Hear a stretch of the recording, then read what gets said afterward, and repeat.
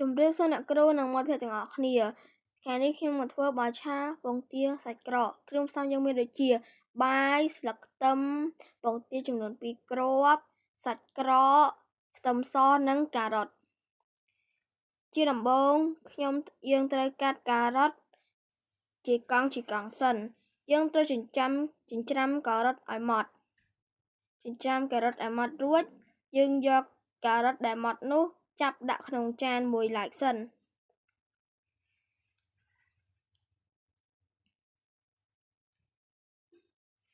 រួចយើងត្រូវហាន់ស្លឹកខ្ទឹមឲ្យម៉ត់ផងដែរយើងត្រូវហាន់វាដើម្បីយកទុកឆាជាមួយនឹងបាយរបស់យើងហាន់ឲ្យម៉ត់ទូចរួចយើងចាប់ដាក់ទៅក្នុងចាន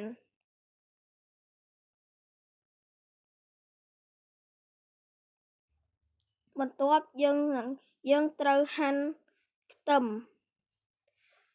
មសឲ្យម៉ត់ដើម្បីយកទៅឆាជាមួយបាយដែរហើយយើងត្រូវគោះពងទាយើងកូរវាយើងត្រូវដាក់ស្ករអំបិលនិងម្រេចកូរវាឲ្យវាក្លុកចូលគ្នាចេញជាមួយនឹងគ្រឿងហើយយើងក៏ហាន់សាច់ក្រកយើងត្រូវកាត់សាច់ក្រកម្ដងរួចយើងក៏បានធ្វើហើយទៅយើងត្រូវយកវាទៅឆាជាដំបូងយើងត្រូវដាក់ខ្លាញ់ដើម្បីឲ្យខ្ទះយើងក្តៅយើងចាក់ខ្ទឹមចូលយើងត្រូវឆាខ្ទឹមសិនដើម្បីឲ្យខ្ទឹមវាស្រួយនៅពេលដែលខ្ទឹមស្រួយយើងចាក់ពងទាចូលយើងត្រូវក្រឡុកពងទាជាមួយខ្ទឹមយើងត្រូវក្រឡុកចុះក្រឡុកឡើងដល់ពងទាឆ្អឹងរួចយើងដាក់សាច់ក្រកចូលយើងចៀនសាច់ក្រកមួយឡែកពីពងទា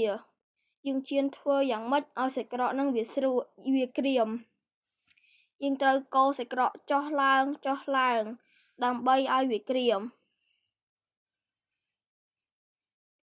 រួចយើងចាប់សាច់ក្រកដាក់ទៅក្នុងចានមួយបន្ទាប់មកយើងដាក់ពងទាចូលហើយក៏ដាក់ពងទាចូលរួចដាក់បាយចូលយើងត្រូវក្រឡុកពងទាជាមួយបាយឲ្យវាចូលគ្នានិងថែមសាច់ក្រកបន្តិចនិងការ៉ុតបន្តិចយើងត្រូវច្របល់រួចយើងនឹងថែមស្លឹកខ្ទឹមបន្តិចទៀតដើម្បីឲ្យវាមានរូបរាងស្អាត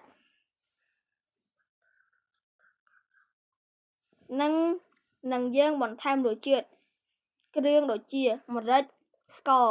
នេះហើយជាសមិទ្ធផលរបស់យើងសូមអរគុណ